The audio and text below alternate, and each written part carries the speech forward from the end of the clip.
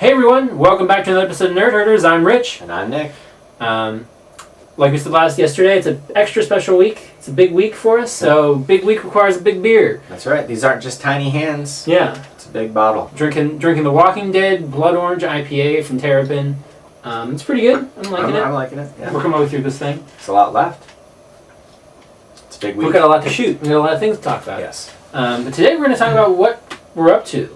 So Nick, what have you been up to? I've been up to a lot. If people watched last week, I was kind of like, I haven't done anything. Yeah.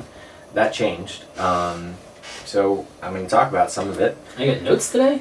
I don't want to miss anything. Okay. So, alright, so I've got 2 TV shows and a video game to talk about. Okay. Start with TV. Alright. I watched 2 shows. Well, I watched more than that, but I'm going to talk about 2 shows today. We're going to talk about Walking Dead and some other stuff later in the week. But I watched 11/22/63, which is the new Hulu miniseries based on the Stephen King book, which is really good if you haven't read it. And it's produced by J.J. Abrams. The first episode is directed by Kevin MacDonald, the guy who made Last King of Scotland and some other movies.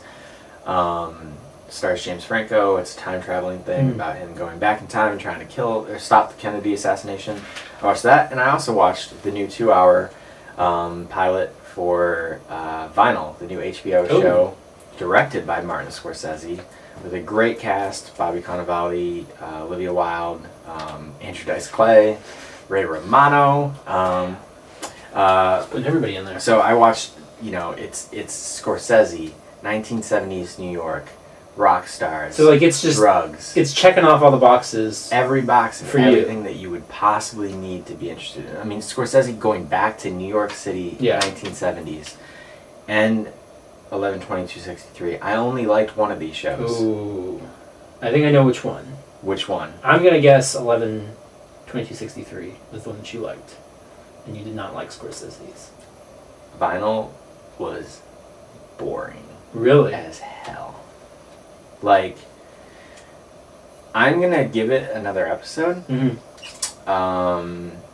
Because it's HBO and it's, a lot of times like that type of long form storytelling, it needs some time to build the characters and make you care in that way.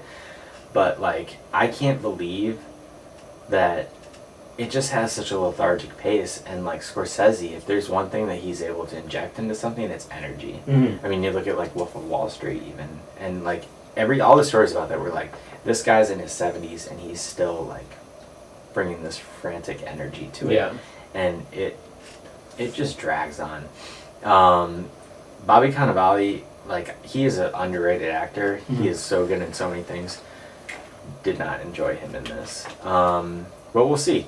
The best part of the show, and I'm not even joking, was Ray Romano. Really? He's good. Like, he plays like he's one of the studio heads with Cannavale. He's like his best friend, and like, he brings the goods. See, like, I was surprised. He's one that, like, I remember when Everybody Loves Raymond was on. Like, I remember liking it, and now when I watch reruns of it, I'm like, I don't really care for it. But he was on.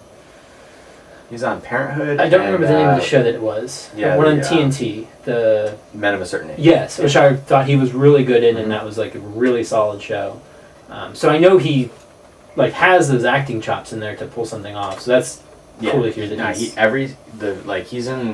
He probably has like big roles in only like 4 scenes of the 2-hour pilot, but he like steals them. Nice. He's one of the reasons that I will watch another episode. The other really good part of the show was Juno Temple. Okay. She was really good in it too, but it just feels like it would have been a show that would have been really interesting, like 7 years ago. Like, and I just feel like we've kind of. You can already see that it is trying to be Mad Men, but with, instead of advertising with like rock and roll, and I just feel like we've already seen the story. Okay. But 11/22/63, really good. I have read that book. Did you read it? I have not read it. I'd like to. It's like 1,000-page. Like it's a big. It's one of the big Stephen King ones. And one of the things about that book is the Kennedy stuff like it's like page like 400, 450 that kicks in, and that kicks in the first episode. Like they're cutting out a lot of stuff that happens before that, and normally I'd be like, there's a lot of good stuff in there, but it wouldn't make sense in like I think it's an 8 episode or a 6 episode. Yeah, you're gonna series. need like you gotta cut some stuff out, but if you are able to see past like your love of the book, if you did, a lot of that stuff's still in there too. So it was strong. I'm excited to watch more of it. They don't do what Netflix does, where it's like an all at once dump. It's gonna be every Monday on Hulu, and a new episode is put up. So check it out. Check out Vinyl, I guess. It was. And the other crazy thing was the premiere didn't even have 1 million viewers, which for HBO is not good. Yeah, that's for the high profile thing is not good. But it was renewed for season 2 today, so it's going to be around for a couple of seasons at least. So you don't have to worry about it getting canceled, which is good. And it's still a 2-hour Scorsese movie basically, so you kind of have to. Yeah. If you're a fan of such things. Alright, so, game. Alright. Fans of the show might know that it took me 18 weeks to play through Last of Us. It took you 20 weeks to play through 20 weeks to play through Last of Us. I was keeping track. Mainly because I was also playing other games during blah blah blah, holidays, this, that. But I played, from our last show to the show, I played through an entire game. It sounds impressive, but I know what you're talking about. It's a shorter game, but I played through Firewatch, the new game from Campo Santo. It's really awesome. Yeah, I haven't played it yet. Yeah, I don't want to talk too much about it. I went into this game knowing basically 2 things about it. Okay. I knew that Harry Crane from Mad Men was a voice in it, and that that Ollie Moss had helped create the visuals, the look of the game, and that was all that I needed to know. It sounded cool. I heard that it was a good story. And that was it. And down the line, I don't want to spoil what the story is or anything like that, but down the line, then I found out that that these people who made it were like 3 of the head creative forces behind the season 1 of Walking Dead, which I loved, the game. And it is a very awesome experience. The story is really good. Cool. And that's really all that I need to say. Once you play it, you plan on it, right? Yeah, I definitely want to. We can do a review discussion. Yeah, we'll do a discussion of it afterwards. The other thing that was awesome about it is, we've been talking a lot about how every game is really long, and it was just it just felt just nice to be able to just play a 4.5 hour really solid story. Yeah. That is still kind of open world, and you can play through the game and have your own experience. We won't have the exact same experience playing it because you make choices and stuff like that. But it was just nice to be all right, I sat down and I played this. It was a complete story. It was a great story. And the other thing I would say is, I told you this, last week we did our best of 2015 games. Yeah. And I only talked about games that I played all the way through. I didn't want to talk about other games. This would have been the top of my list if it had come out last year. Okay. So. Nice. So it beat everything. This is already a better year in my eyes for video games than last year. And we're only halfway through February, or almost done with February, but I'm excited to play it. I've heard mostly good things. Some reviews and stuff that I trust have been kind of it's fine. But I'm looking forward to something I can sit down for 2-3 hours and just in and out, get a good story and call it a day. Yes, I'm excited to see what you think of it. So that's what I've been up to. What have you been up to? So I got 2 games. One that I played, one that I tried to play. Oh, okay. You want the good or the bad? Give me the ugly. Okay. So Street Fighter V came out this week. It'll have been out a week by the time you guys see this. So things may have been fixed, but that game is a mess. Why? It arrived for me Monday night, so I popped it in late to start playing it, and I messed around a little bit with it, but not too much. And then Tuesday, I was like, okay, I'm going to sit down, I'm going to play this, I'm going to, just get into it, and the servers were a mess. There's very little single-player stuff in it now, which I knew going in. I knew that it was going to be light on single-player content, which was going to come out in updates later later the story on. mode comes out soon, right? I think so. I think it's supposed to be sooner rather than later. From what I've read, the idea of this is, instead of having Street Fighter V and then Ultimate and Gold Game of the Year did like having 4 different editions. It's like here's Street Fighter V and we're going to continuously do updates for it over on. So make it a little more like a platform. But like free DLC, like free updates and stuff. So I'm not paying whatever 60 and then here's another 20. Here's another this, another that. Or get a season pass. But even like playing single player stuff on there, if you're connected to the internet and their servers crash, you get kicked out. So like I was doing like single player survival mode and I was still logged into the stuff, and halfway through or partway through it was like it just cut out the game. It was like, you've been logged out of the servers, but you can play in offline mode. And I was like, I was doing single player. What? And then I was like, okay, well let me. And I'd log back in, and everything would seem fine, and then I would go to get into like try a ranked match, and it would waiting for an opponent, and it would just constantly. I mean, I probably let it go for like 20 minutes. Once like I could have gone up, made a sandwich, gone to the bathroom, come back, and it was still going. So right now, it's been all over the internet. A lot of issues and people complaining about it. So hopefully it's fixed by the time you guys are seeing this. If it is, I'll give you guys an update on my impressions of it next week.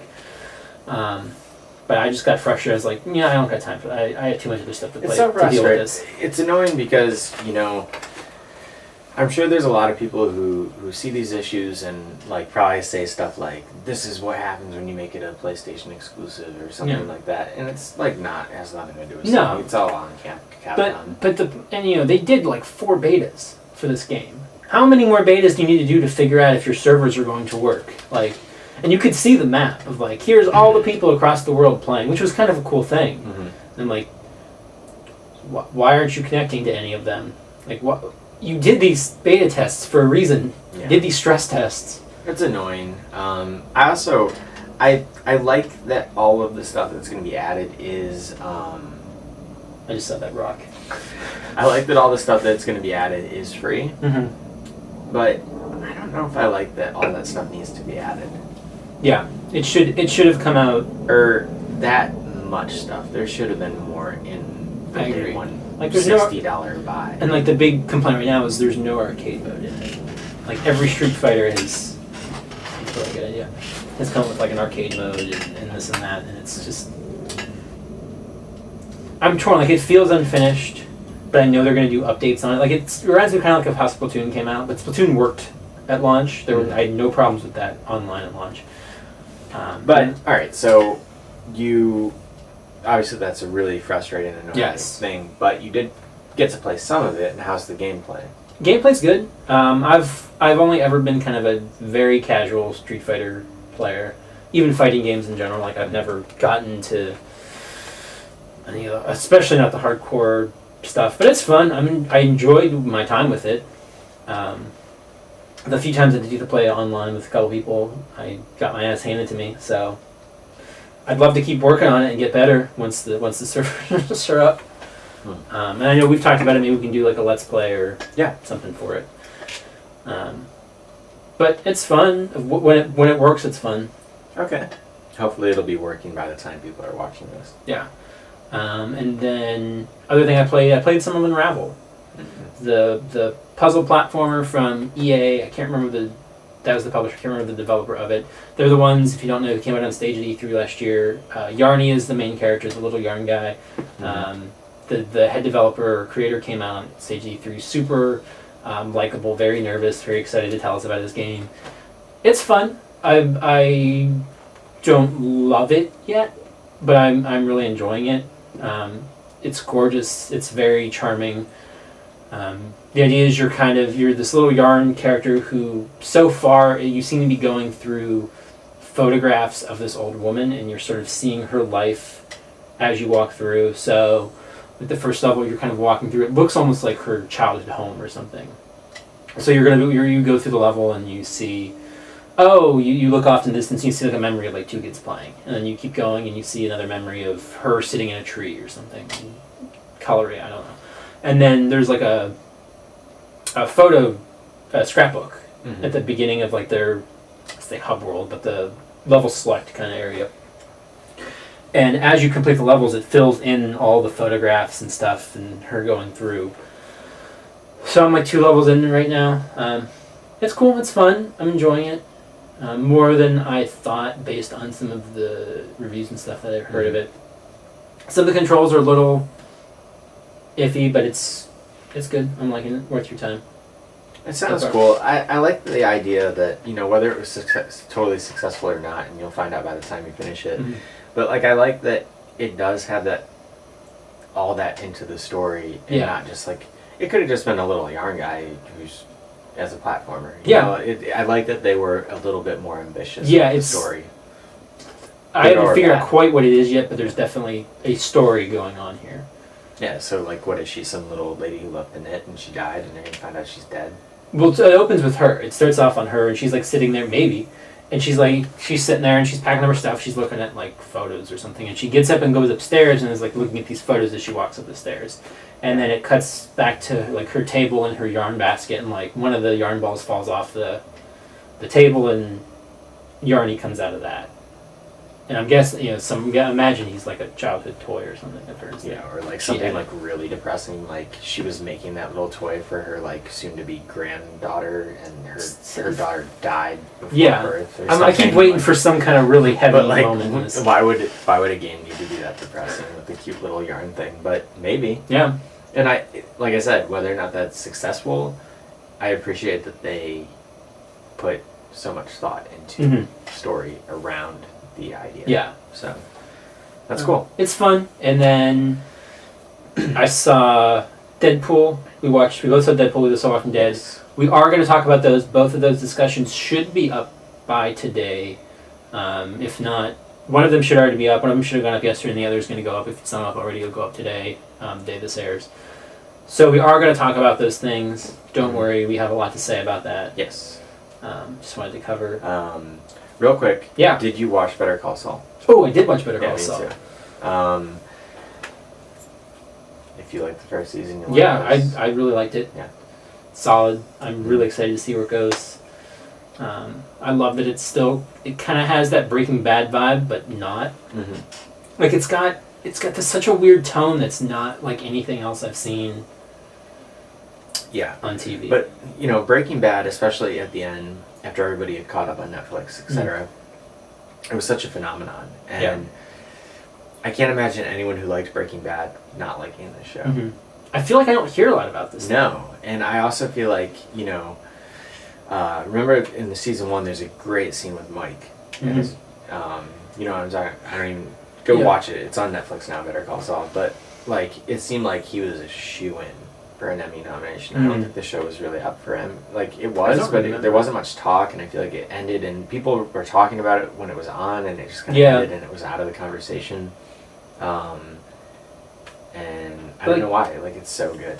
I never even heard it much in the conversation last year. Season 1. Yeah, I don't know. I listen to a lot of TV podcasts, so like they're talking about it, and I listen to The Ones Who Knock is a podcast just about this show. Okay. So, and that's a great show. You should listen to it if you like better. It was a Breaking Bad podcast, and now they do this. So, check that out. It's good. After you watch every episode of us, of course. Yeah. But it's great, and he's awesome. They're all all the performances are just so good in it. Yeah. Right on down the line. So. I think that's what we've been up to. Yeah, what have you been up to? We, like we said, there are some other stuff that we do during the week that we don't talk about here, and we save for other stuff. And sometimes it just never gets talked about. But sometimes we tweet about it. Yeah, we do. If you want to know what else we're up to, or if you want to see like pictures of us doing like crazy things, maybe we'll put them on Twitter. Yeah. Or on our Instagram. So let's talk about all that stuff. I'm on Twitter @Stonks. I'm on Twitter @Rich Belson. The channel's on Twitter @OABeer_official, and you can email us at overbeerofficial@gmail.com. You can find us on Facebook at facebook.com/overbeer, and we are also on Instagram now, over_A_beer. You can find us on YouTube by searching for Overbeer Nerd Herders, or clicking this video, or finding our YouTube page from our Facebook page or anything else. Like I say every week, we don't have a custom YouTube URL yet. We need 100 subscribers. So if you like this show and like what we do, please share them with your friends and subscribe to our channel. But I think that's going to wrap things up for today. So until next time, we'll see you guys later.